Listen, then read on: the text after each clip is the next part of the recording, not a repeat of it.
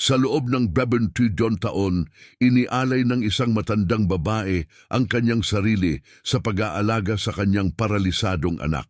Isang araw, sa kabila ng pag-aalalang nadarama, nagpasya siyang maglagay ng kamera sa kanilang bahay.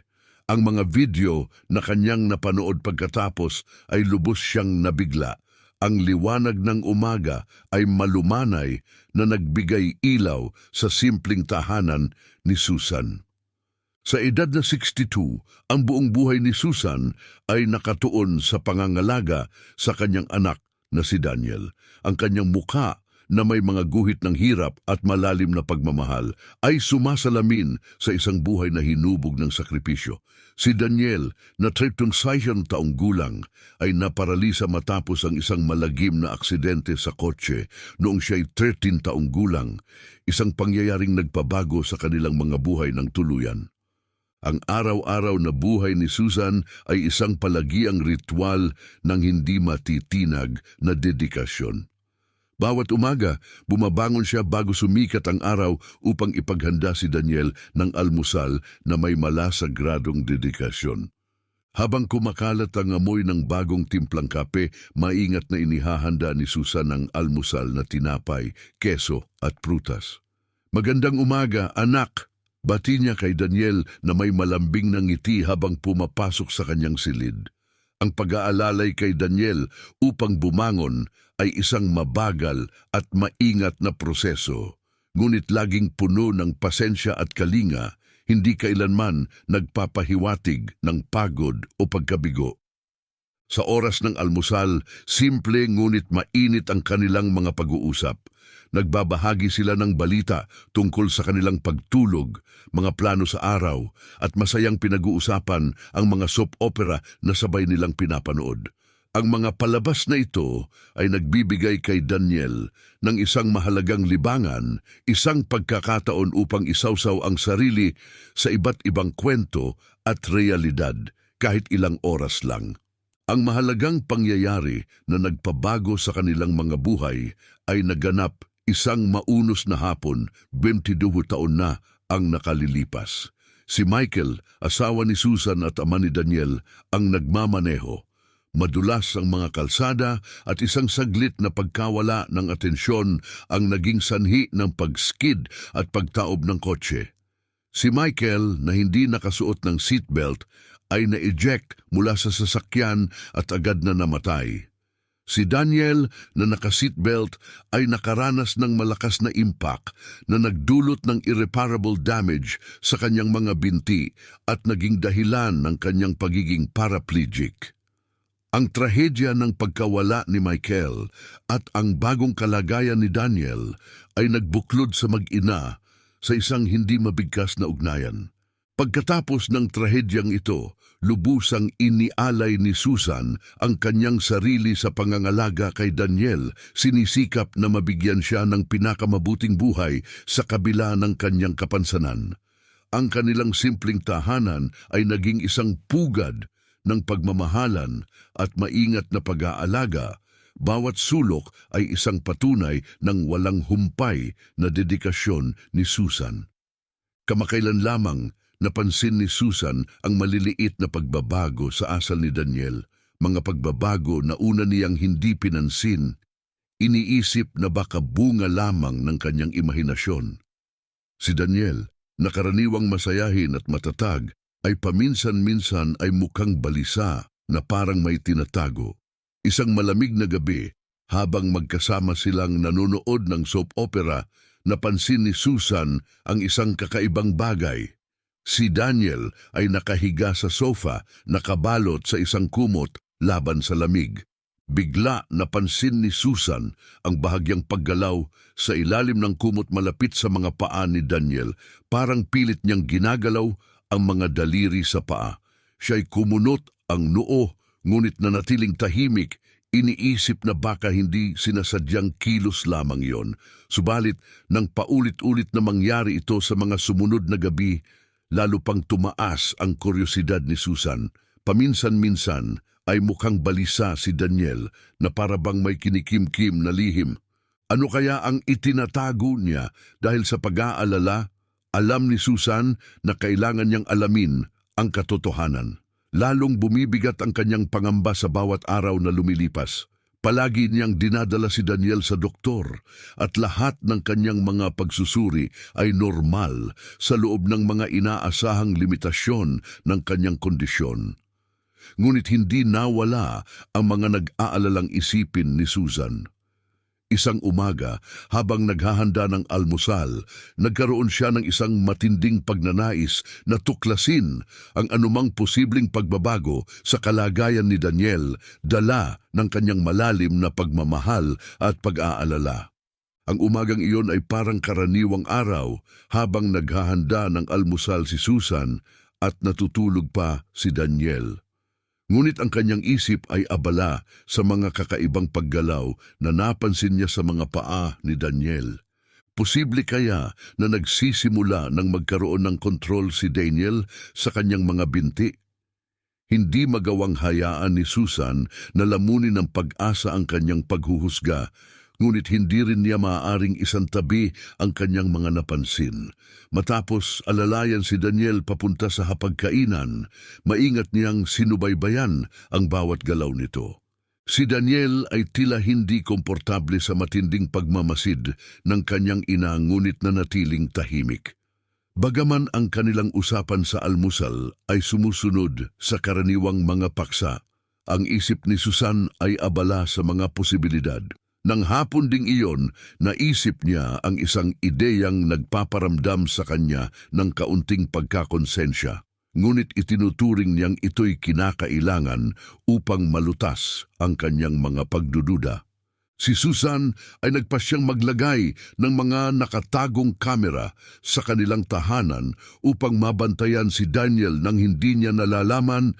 Nag-aalala na baka kung sabihin niya ito kay Daniel ay maapektuhan ang kanyang sariling mga obserbasyon. Sa araw na balak niyang ikabit ang mga kamera, dinala niya si Daniel sa kanyang karaniwang appointment sa klinika para sa mga medical at physiotherapy session. Binanggit ni Susan ng pabiro na kailangan niyang dumaan sa palengke at babalik siya agad. Si Daniel, na sanay na sa ganoong ayos, ay nanatili sa klinika. Si Susan, bagamat may halong guilt at determinasyon, ay nagtungo sa isang tindahan ng mga security at surveillance equipment. Doon, nakilala niya si John, ang attendant, na agad na naunawaan ang pangangailangan ng kanyang kahilingan. Ipinaliwanag ni Susan ang kanyang pangangailangang mabilisang mai-install ang mga nakatagong kamera sa kanilang tahanan. Nangako si John na kaya niyang tapusin ang pag-install sa loob ng 1 oras, at si Susan, na sabik na malaman ang kondisyon ng kanyang anak, ay pumayag. Mabilis at maingat na natapos ang pag-install. Sa loob ng 1 oras, nakasetup na ang mga kamera sa kwarto ni Daniel, sa sala at sa kusina. Pagkatapos ng installation, dumaan si Susan sa palengke, bumili ng ilang prutas at bumalik sa klinika. Si Daniel, walang alam, ay tapos na sa kanyang physiotherapy session at umuwi kasama ang kanyang ina, itinuturing na isa pang karaniwang araw. Kinagabihan, habang nanonood sila ng paborito nilang soap opera, tahimik na nagmamasid si Susan. Muling napansin niya ang bahagyang paggalaw ng kumot sa paligid ng mga paa ni Daniel. Ang kanyang isip ay puno ng tanong, ngunit nanatili siyang kalmado. Ayaw niyang magbigay ng anumang senyales na pinagmamasdan niya ito ng mabuti. Si Daniel, walang kaalam-alam sa mga bagong mata na tahimik na nagbabantay, ay ipinagpatuloy ang kanyang karaniwang gabi at natulog pagkatapos matapos ang soap opera. Hindi alam na may mga mata nang nagmamasid. Kinabukasan, nagpatuloy si Susan sa paghahanda ng almusal at iniwan si Daniel na nagpapahinga ng maayos sa kama bago umalis muli. Sa pagkakataong ito sa dahilan na bibili ng itlog sa palengke. Habang naglalakad, sinamantalan niya ang pagkakataon upang suriin ang mga video mula sa kanilang home camera sa kanyang telepono. Ang mga imahe na kanyang nakita ay parehong nagpabagabag at nagbigay ng labis na emosyon sa kanya. Si Daniel na may malaking pagsisikap ay nagawang umupo sa kama at sinubukang tumayo. Nakaramdam si Susan ng matinding gulat kasabay ng pag-asang muling umusbong. Posible kaya na tinatago ni Daniel ang kanyang mga kakayahan sa kanya sa loob ng maraming taon? At kung nagkakaroon siya ng progreso, bakit niya ito inilihim? Sa kanyang nais na malaman ng higit pa, mabilis na bumalik si Susan. Sa kanilang tahanan dala ang isang plano. Pagbalik niya, si Daniel ay tila nagpapahinga ng payapa na parang walang nangyari.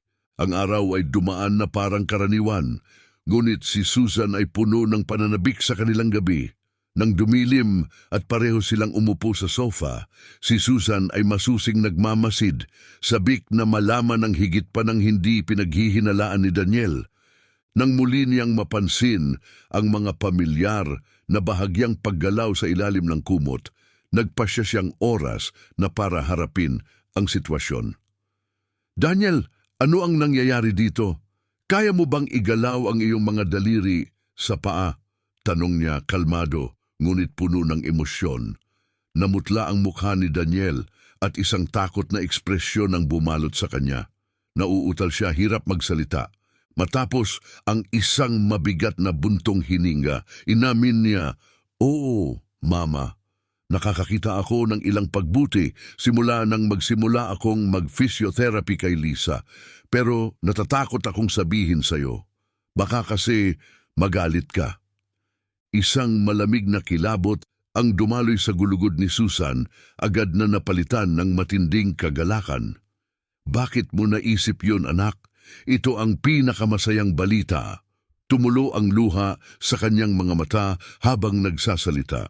"Bakit hindi mo agad ibinahagi sa akin?"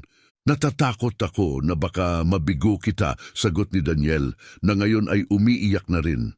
"Natatakot ako na baka pansamantala lang ang pagbuti na ito at hindi ko talaga mabawi ang kakayahang maglakad at ayoko kang mabigo." Niyakap ni Susan ng mahigpit si Daniel. Ang kanyang emosyon ay umiikot mula sa kaluwagan patungo sa bagong pag-asa. "Hindi mo ako kailanman mabibigo, anak ko. Ang mahalaga ay nakikita ko ang pag-unlad mo. Yun lang ang pinapangarap ko. Harapin natin ito ng magkasama, hakbang-hakbang." Kinabukasan, inayos ni Susan ang isang appointment kay Dr. Smith, ang pinagkakatiwalaang doktor ni Daniel.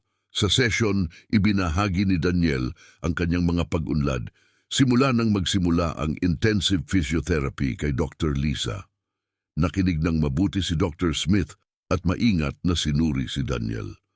"Ang mga pagbuti ay kapansin-pansin," sabi ni Dr. Smith sa wakas. "Para sa isang taong naparalisa ng ganito katagal, halos isang milagro ito." Nagbigay siya ng isang mapagbigay ng ngiti kina Susan at Daniel. "Subalit kailangan nating maging maingat, mahalagang ipagpatuloy ang physiotherapy at bantayan ang kanyang progreso. Ang mga bagay na ganito ay hindi nagbabago sa isang gabi."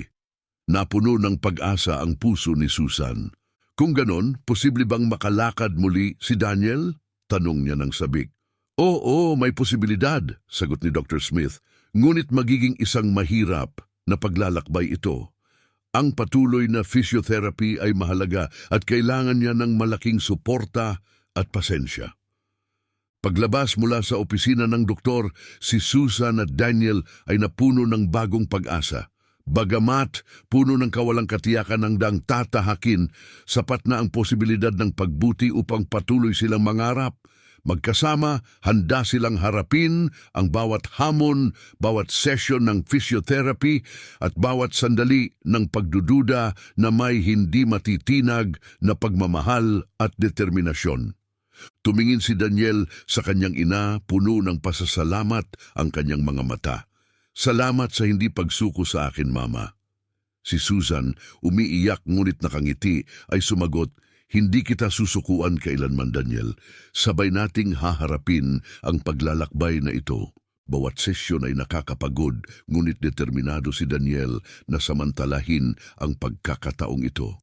Si Lisa, na laging matiyaga at suportado, ay nagdisenyo ng mas masinsinang regimen ng ehersisyo na partikular na nakaayon upang palakasin ang mga kalamnan ni Daniel at mapabuti ang kanyang kakayahang kumilos. Ang mga physiotherapy sessions na ito ay naging bahagi ng pang-araw-araw na ritual, puno ng pisikal na pagsisikap at emosyonal na pagsubok. Sa ilalim ng propesyonal ngunit mahabaging gabay ni Lisa, dinala niya si Daniel sa isang serye ng mga ehersisyo na sinusubok ang kanyang mga kakayahan. Maingat niyang inaayos ang bawat gawain upang masigurong patuloy na umuunlad si Daniel nang hindi nasasaktan. Malaki ang pagpapahalaga ni Daniel sa dedikasyon ni Lisa. Ang kanyang walang sawang suporta ay naging pundasyon ng kanyang lakas. Sa paglipas ng panahon, unti-unting nagsimulang lumitaw ang mga pagbabago. Sa simula, nagkaroon si Daniel ng mas mahusay na kontrol sa paggalaw ng kanyang mga daliri sa paa, na sinundan ng unti-unting paglakas ng kanyang mga binti. Bawat maliit na pag-unlad ay ipinagdiriwang ng may kasiyahan at pag-iingat ni Lisa at Daniel na alam na mahaba pa ang kanilang paglalakbay. Hanggang sa isang maliwanag na umaga, sa isang karaniwang sesyon, isang pambihirang tagumpay ang nangyari. Habang hawak ni Daniel ang support bar sa isang kamay at si Lisa ay umaalalay sa kabila, matindi ang kanyang konsentrasyon. Nanginginig ang kanyang mga kalamnan sa pagsisikap, ngunit dahan-dahan siyang tumayo mula sa upuan. Habang tumutulo ang kanyang luha, nakagawa si Daniel ng isang maingat na hakbang pasulong. Nagawa ko, kanyang sigaw lubos na emosyonal. Si Lisa, puno ng pagmamalaki, ay mahigpit na hinawakan ang kanyang kamay. Ang galing mo, Daniel, ipagpatuloy mo lang, kanyang pang-encourage. Ang kanyang ngiti ay nakakahawa. Ang silid ay napuno ng kakaibang enerhiya. Si Susan, na nakamasid mula sa di kalayuan, ay labis na nabalot ng kaligayahan. Nang makita niyang muling naglakad ang kanyang anak pagkatapos ng maraming taon, hindi niya napigilang lumuha ng tuwa, tila nakasaksi ng isang milagro. Sa mga sumunod na araw, nagpatuloy ang progreso. Nagpatuloy si Daniel sa paggawa ng mga hakbang, bawat isa ay mas matatag at mas kumpiyansa kaysa sa huli.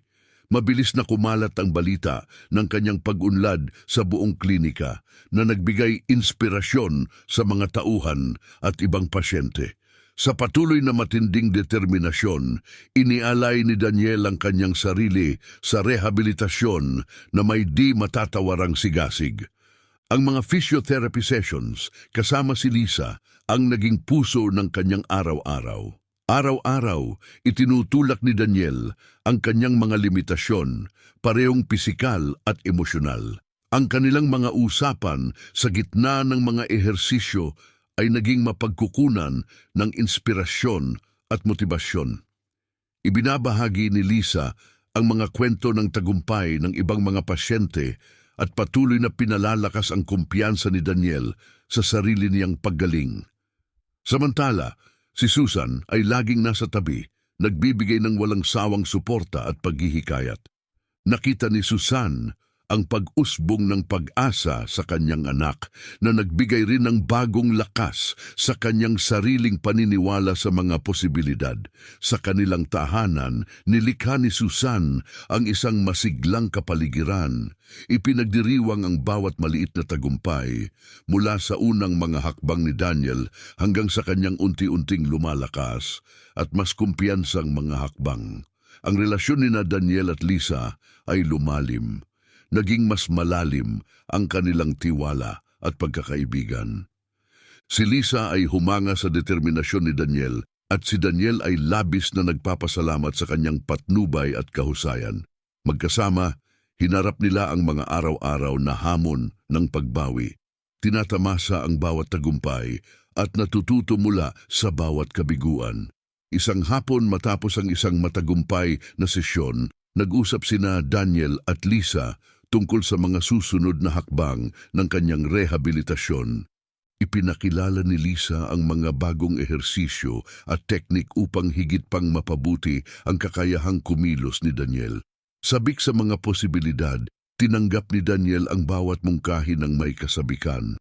Ang kanyang mga unang hakbang ay ipinagdiwang bilang isang malaking milestone, isang mahalagang emosyonal na sandali para sa lahat ng kasama.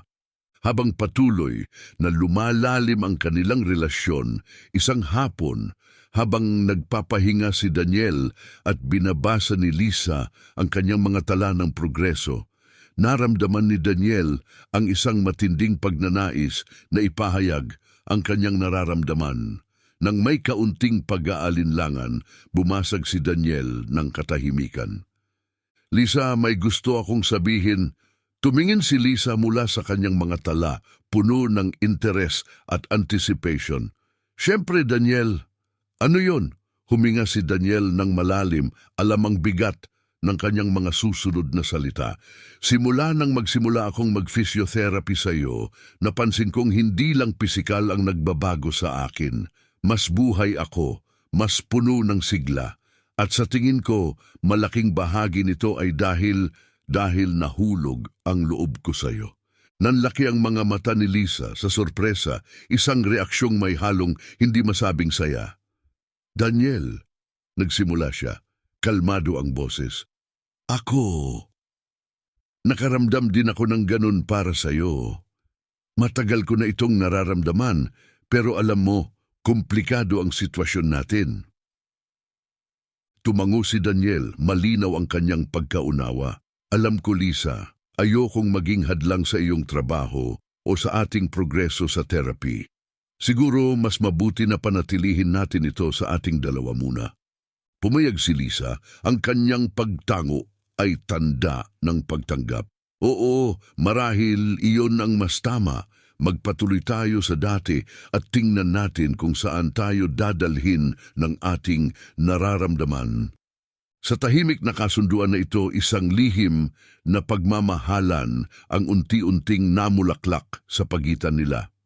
Ang kanilang mga physiotherapy sessions ay nagkaroon ng bagong layer ng koneksyon, puno ng mga palihim na tinginan, banayad ng ngiti, at mga salitang nagpapahiwatig ng higit pa sa isang profesional na ugnayan. Sa labas ng mga sesyon na ito, nagkakaroon sila ng mga sandali na magkasama. Nagsimula nang bumisita si Lisa sa bahay ni na Daniel nang mas madalas na ipinalalabas na ang mga ito'y mga kinakailangang follow-up. Napansin ni Susan ang masiglang disposisyon ni Daniel, ngunit hindi niya namamalayan ang umuusbong na damdamin sa pagitan nila. Isang araw, habang sila ay nasa kusina at naghahanda ng merienda, inabot ni Daniel ang kamay ni Lisa. Hindi pa ako nakaramdam ng ganito noon, bulong niya ng malumanay. Ikaw ang nagdala ng liwanag sa buhay ko, buong damdamin niyang ipinahayag. Ibinigay ni Lisa ang kanyang malambing na hawak, mainit ang kanyang ngiti. At ikaw ang nagturo sa akin kung ano ang tunay na tapang at determinasyon. Sagot niya, kita sa kanyang mga mata ang paghanga. Masaya ako na magkasama tayo kahit na sikreto ito. Ang bawat pagkikita ay pinagsasama ang kilig at pag-iingat. Pinananatili nila ang kanilang disiplina upang maiwasan ang anumang posibleng problema. Ngunit ang kanilang koneksyon ay lumalim sa bawat sandaling magkasama sila. Si Daniel ay hindi lamang pinapatakbo ng pag-asang muling makalakad, kundi pati na rin ng sumisibol na pagmamahal kay Lisa. Habang nagpapatuloy ang kanilang mga sesyon ng physiotherapy na masinsinan at mabunga, unti-unting bumuti ang kakayahan ni Daniel na makalakad, na nagdulot ng labis na karangalan kay Lisa sa kanyang mga nakamit. Ang nagsimula bilang isang purong profesional na ugnayan na nakatuon sa pisikal na rehabilitasyon ay namulaklak sa isang malalim at taus-pusong emosyonal na pagkakaugnay. Ang sikretong pagmamahalang ito ay nagbigay kay Daniel ng bagong pananaw at sigla upang ituloy ang kanyang rehabilitasyon ng may higit na dedikasyon. Kahit na ang kanilang romansa ay nanatiling lihim, hindi maikakailang naging mahalagang haligi sila ng suporta para sa isa't isa. Ang bawat araw ay nagdala ng mga bagong hamon at pantay na bagong pagkakataon para kay Daniel at Lisa na palalimin ang kanilang relasyon. Sa paglipas ng panahon, lalo pang lumakas ang kanilang pagmamahal. Napagtanto ni Daniel na panahon na upang sabihin sa kanyang ina ang tungkol sa kanyang malalim na damdamin para kay Lisa. Ayaw na niyang itago ang isang mahalagang aspeto ng kanyang buhay. Plano niyang ipahayag ang kanyang damdamin sa paraang magugulat pareho si Susan at si Lisa. Isang tahimik na gabi pagkatapos ng hapunan, magkasama sina Daniel at Susan sa sala, nanonood ng isang soap opera. Pakiramdam ni Daniel ay kinakabahan, ngunit determinado. Naghintay siya ng tamang sandali sa komersyal at saka humarap sa kanyang ina na may seryosong ekspresyon. "Ma'am, may kailangan akong sabihin sa'yo," sabi niya, bahagyang nanginginig ang boses. Tinitigan siya ni Susan na may alalang ekspresyon. "Ano ang nasa isip mo, anak?" tanong niya. "Ako, na-in-love ako kay Lisa," pag-amin ni Daniel, humihinga ng malalim. "At gusto ko ng basbas mo para ituloy ang relasyon ko sa kanya." Sandaling tumigil si Susan, iniintindi ang kanyang sinabi. Namumuo ang luha sa kanyang mga mata, hindi dahil sa lungkot, kundi sa tuwa. "Oh, Daniel," sabi niya na may emosyon, "napakaganda nito.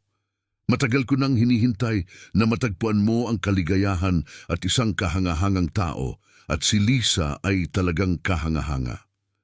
Napangiti si Daniel, pakiramdam niya ay naalis ang bigat sa kanyang balikat. "Salamat, ma'am. Napakahalaga ng suporta mo sa akin." Kinabukasan, naramdaman ni Daniel na tamang panahon na para formal na tanungin si Lisa na maging kasintahan niya.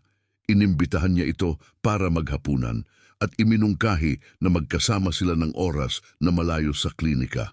Masayang tumanggap si Lisa, sabik sa isang magandang gabi kasama si Daniel at Susan. Pagkatapos nilang kumain, habang nagpapahinga sila sa sala, naramdaman ni Daniel na dumating na ang tamang sandali. Nahuli niya ang atensyon ni Lisa habang tumatawa ito sa isang kwento ni Susan at puno ng pagmamahal at tapang. Siya ay nagsalita. "Lisa," nagsimula siya, seryoso ang tono, "may mahalaga akong gustong itanong sa'yo." Humarap si Lisa sa kanya, nabigani. "Ano yun, Daniel?" tanong niya. Huminga ng malalim muli at nagtitigan sila, sinabi niya, "Nagbigay ka ng liwanag sa buhay ko sa mga paraang hindi ko kailanman naisip. Gusto kong makasama ka, hindi lang bilang pasyente kundi bilang kapareha. Pwede ba kitang maging kasintahan?" Si Lisa, bakas ang damdamin at ngumingiti sa likod ng kanyang luha, sumagot, "Oo, Daniel, gusto ko rin yan." Si Susan na nagmamasid sa damdaming palitan ay naramdaman ang kasiyahan. "Napakaganda nito, Daniel, Lisa, welcome sa pamilya." Ang relasyon ni Daniel at Lisa ay lalo pang tumibay mula noon. Sa basbas ni Susan at sa tugon ni Lisa, malaya na nilang maipapahayag ang kanilang pagmamahal. Ang bawat araw ay nagdala ng mga bagong pagkakataon para palalimin ang kanilang ugnayan at para sa patuloy na paggaling ni Daniel. Para kay Susan, ang makita ang kanyang anak na makatagpo ng kaligayahan ay pinakamahalagang gantimpala. Naramdaman ni Susan na pagkatapos ng mga taon ng pagsubok at sakripisyo, isang mas maasahang hinaharap ang unti-unting nabubuo para kay Daniel. Sa tabi niya si Lisa, sigurado siyang inaalagaan si Daniel ng mabuti. Habang lumilipas ang panahon, patuloy na umuunlad ang paggaling ni Daniel dahil sa kanyang determinasyon. Sa maalagang kalinga ni Lisa at walang pag-aalinlangang suporta ni Susan, bumangon siya mula sa wheelchair at nagsimulang maglakad ng mas tiwala. Bumaba ang dalas ng mga sesyon ng physiotherapy habang bumubuti ang lakas at kakayahan ni Daniel. Isang maliwanag na Sabado, natupad niya ang isang matagal ng pangarap. Sa pagtutulak ni Lisa at Susan, binisita niya ang soccer field ng kanyang kabataan. Suot ang sports jersey at isang ngiti ng determinasyon, sinipa niya ang isang soccer ball at napuno ng kalayaan at kasiyahan. Si Lisa at Susan ay nagmasid, labis na naaantig, habang si Daniel ay gumagalaw ng may kasiglahan sa field sa kabila ng ilang kahirapan. Ang rehabilitasyon ni Daniel ay nagdala ng malaking kasiyahan sa pamilya. Ipinagdiwang nila ang bawat tagumpay at progreso sa masayang hapunan at masaganang tawanan, pinupuno ang kanilang tahanan ng pagmamahal at pag-asa. Sa isang ganoong masayang hapunan ng pamilya, napagpasyahan ni Daniel na gumawa ng isa pang mahalagang hakbang sa kanyang buhay. Tumayo siya bagamat may kahirapan na nagniningning ang mga mata at lumuhod sa harap ni Lisa. May ngiting puno ng damdamin. Kinuha niya ang isang maliit na kahon mula sa kanyang bulsa. Lisa, binago mo ang buhay ko sa mga paraang hindi ko inakala. Gusto kong makasama ka sa lahat ng ating mga araw. Pakakasalan mo ba ako? Tanong niya. Si Lisa, nababalot ng luha ang mga mata, ay sumagot ng walang alinlangan. Oo, Daniel, papakasalan kita. Ang palakpakan ni Susan ay naghatid ng kasiyahan at luha ng tuwa. Ang makita ang kanyang anak na hindi lang muling nakabangon, kundi pati na rin natagpuan ang tunay na pagmamahal ay tila isang himala na lampas pa sa lahat ng kanyang mga pangarap.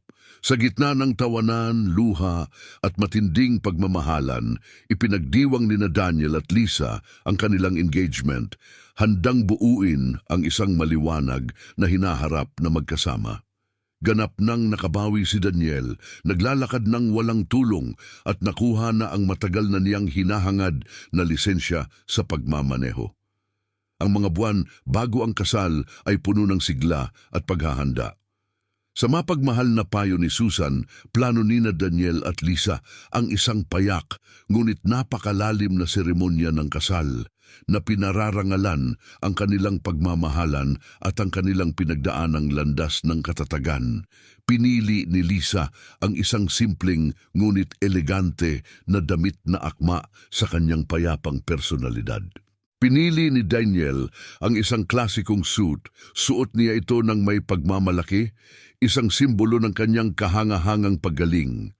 Samantala, abala si Susan sa mga paghahanda para sa kasal, mula sa pagdekorasyon ng maliit na chapel hanggang sa pag-aayos ng pagtitipon sa kanilang tahanan. Nang dumating na ang araw ng kasal, puno ito ng halo ng kaba at pananabik. Nagtipon ang pamilya at mga malalapit na kaibigan upang ipagdiwang ang kasal ni Daniel at Lisa. Ang seremonya ay naganap sa isang maganda at namumulaklak na hardin kung saan banayad na tumagos ang sinag ng araw sa pagitan ng mga puno. Habang naglalakad si Lisa patungo sa altar, nadama ni Daniel ang pag-agos ng matinding damdamin. Pagdating ni Lisa sa altar, bulong ni Daniel, "Ang ganda mo." Ang nangiti ni Lisa ay kumikislap, ang kanyang mga matay nagliliyab ng kasiyahan. Ang tagapamahala ng seremonya ay nagsalita ng makabuluhang tungkol sa pagmamahal, katatagan at lakas na sumasalamin sa mga pinagsamahan ng mag-asawa. Sa palitan ng mga pangako, buong taimtim na isinatinig ni Daniel at Lisa ang kanilang mga sumpa. Nangangako akong mananatili sa iyong tabi sa oras ng kasiyahan at hamon, palaging may pagmamahal at respeto, ani Daniel. Tumugon si Lisa. Nangangako akong susuportahan, mamahalin at rerespetuhin ka habang magkasama tayong lalago araw-araw. Ang resepsyon na sumunod ay ginanap sa likod bahay ni Susan na kumikislap sa ilalim ng mga ilaw at mga bulaklak na dekorasyon. Itinaas ng mga bisita ang kanilang mga baso para magbigay ng taos-pusong toast sa bagong kasal. Sa gitna ng mga tawanan at pasasalamat, Ang mga unang buwan ng kasal ay panahon ng pagkatuto at pag-angkop para kina Daniel at Lisa habang tinatahak nila ang bagong buhay bilang mag-asawa. Pinahalagahan nila ang mga simpleng kaligayahan tulad ng pagluluto ng magkasama, paglalakad sa kanilang lugar at pagpaplano para sa hinaharap. Si Susan, na ngayon ay mas tahimik ang tahanan, ay nakaramdam ng matinding kapayapaan. Ang makita si Daniel na masaya at malusog kasama si Lisa ay nagtupad sa pinakamalalim niyang hangarin. Ang pamilya na ngayon ay kumpleto at mas matatag kaysa dati ay handang harapin ang anumang hamon na darating na may pagkakaisa at lakas. Kaya't nagsimula sina Daniel at Lisa sa kanilang bagong buhay na puno ng optimismo at pagmamahal. Mabilis na lumipas ang kanilang mga araw bilang bagong kasal sa kaligayahan. Pinagbalanse nila ng maayos ang trabaho, ehersisyo at pagpapahinga, patuloy na binubuo ang kanilang buhay na magkasama. Si Susan ay labis na tuwang-tuwa na nasaksihan ang kanyang anak at manugang na bumuo ng buhay na puno ng pagmamahalan at pagkakasundo. Isang maliwanag na umaga, habang kumakain sila ng agahan ng magkasama, napansin ni Daniel ang kakaibang kislap sa mga mata ni Lisa. Naramdaman niyang may nais ipahayag si Lisa kaya tinanong niya, "Ayos ka lang ba, mahal? Para bang may iniisip ka?" Ngumiti si Lisa at hinawakan ng banayad ang kamay ni Daniel. "May magandang balita ako, Daniel. Buntis ako," anunsyo niya. Sandaling walang nasabi si Daniel habang iniintindi ang kanyang sinabi. Namuo ang luha ng kaligayahan sa kanyang mga mata. "Magkakababy tayo?" tanong niya nang nanginginig ang boses sa damdamin. "Oo, magkakaroon tayo ng baby," kumpirma ni Lisa, malapad ang ngiti at puno ng kasiyahan. Ang balita ng darating na sanggol ay nagdulot ng sariwang saya sa pamilya. Si Susan ay nagningning nang malaman niyang magiging lola na siya. "Labis akong natutuwa para sa inyong dalawa at para na rin sa akin. Ang magkaroon ng apo ay isang napakagandang biyaya," sabi niya ng masaya. Ang mga sumunod na buwan ay puno ng paghahanda para sa pagdating ng sanggol. Inayos nila ng maayos ang nursery at bawat ultrasound session ay puno ng kasabikan at pananabik. Pinagdesisyonan ni Lisa at Daniel ang pangalang Noah bilang pagbibigay-pugay sa doktor na malaki ang naging bahagi sa paggaling ni Daniel. Nang dumating ang oras, isang tahimik na umaga, nagsimula ng makaramdam ng contraction si Lisa. Bagamat kinakabahan, si Daniel ay handa at dinala si Lisa sa ospital. Samantala, si Susan ay sabik na naghintay ng balita sa bahay, puno ng pag-asa para sa maayos na panganganak. Pagkatapos ng ilang oras ng paghihintay, tumawag si Daniel. "Mom, nandito na siya. Dumating na si Noah at perpekto siya," sabi niya, puno ng emosyon ang kanyang boses. Labis na nalugod, mabilis na inayos ni Susan ang kanyang mga gamit upang magpunta sa ospital. Pagdating niya, nakita niya si Lisa sa kanyang kwarto. Banayad na karga si Noah. Si Daniel ay nakatayo sa tabi, tinititigan ang kanilang anak na puno ng pagmamalaki at pagmamahal. Lumapit si Susan, muling namumuo ang luha sa kanyang mga mata. "Ang ganda niya," bulong niya, nanginginig ang boses sa damdamin. "Welcome, Noah." Ang mga unang buwan kasama si Noah ay mahirap ngunit puno ng hindi matutumbasang saya. Sa kabila ng walang tulog na gabi at walang katapusang pagpapalit ng diaper, ang mga ngiti at mga sandali ng kaligayahang hatid ni Noah ay higit na nangingibabaw sa lahat ng mga pagsubok. Ang bahay ay puno ng enerhiya at ang bagong dinamika ng pamilya ay mabilis na nabuo. Si Susan ay niyakap ang kanyang papel bilang isang mapagmahal na lola, aktibong sumusuporta kay Lisa at Daniel sa bawat aspeto ng pagiging magulang. Pinahalagahan niya ang bawat milestone ng kanyang apo, mula sa unang ngiti hanggang sa mga unang tunog na binibigkas. Sina Daniel at Lisa sa kanilang bahagi ay nakatagpo ng bagong layunin at kaligayahan. sa kanilang mga papel bilang magulang na higit pang nagpapatibay sa kanilang pagmamahalan. Ang mga unang buwan ng buhay ni Noah ay puno ng tawanan, tunog ng sanggol at masasayang oras ng paglalaro. Habang lumalaki si Noah, naging maliwanag na kulang na ang espasyo sa kanilang tahanan. Maliwanag na kailangan ng pamilya ng mas maluwang na lugar. Pagkatapos ng ilang linggong paghahanap, natagpuan nina Daniel at Lisa ang isang perpektong bagong tahanan. Ang bahay ay may malawak na espasyo at isang malaking hardin kung saan maaaring maglaro si Noah ng malaya at kung saan ang pamilya ay makakabuo ng mga bagong alaala. Ang proseso ng paglilipat ay naging masigla. Bawat isa ay tumulong upang gawing isang mainit at mapagmahal na tahanan ang kanilang bagong bahay. Sa mas maluwag na kapaligirang ito, sinimulan ni na Daniel at Lisa na mas masusing magplano para sa hinaharap. Umaasang bigyan si Noah ng isang kabataan na mayaman sa mga oportunidad at iba't ibang karanasan. Ang mga usapan tungkol sa edukasyon, paglalakbay at mga aktibidad ay naging pangkaraniwan sa kanilang tahanan. Si Daniel, na nalampasan ng maraming hamon, ngayon ay nararamdaman na handa na siyang maging ama na palagi niyang ninanais. Samantala, si Susan ay mas naging bahagi ng araw-araw na buhay ng pamilya, kalaunan ay tumira na kasama nila. Binigyan siya ng sariling kwarto na inayos ni na Daniel at Lisa ng may pagmamahal.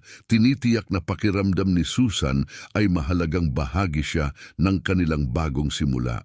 Si Susan ay namulaklak bilang isang aktibo at mapagmahal na lola, palaging handang magkwento, makipaglaro kay Noah at magbigay ng kanyang walang sawang suporta. Sa paglipas ng panahon, si Daniel at Lisa ay nagsimulang mas espesyal na alagaan si Susan bilang pagpapakita ng pasasalamat sa mga taon ng pagsasakripisyo at dedikasyon. Ngayon si Susan ay nakakaranas ng init ng pagmamahal at pasasalamat mula sa maliit na mga aksyon ng kabutihan na ipinapakita sa kanya araw-araw. Madalas, ipahayag ni Daniel ang kanyang pasasalamat kay Susan, binibigyang diin ang kanyang kahalagahan sa kanilang pamilya sa pamamagitan ng taus-pusong mga salita. "Ma'am, ngayon naman ay kami ang mag-aalaga sa iyo." Ang mga katapusan ng linggo ay nagdala ng espesyal na saya sa kanilang bagong tahanan. Ang pamilya ay nagtitipon sa hardin, nag-e-enjoy sa mga piknik, masayang laro at malalim na mga pag-uusap.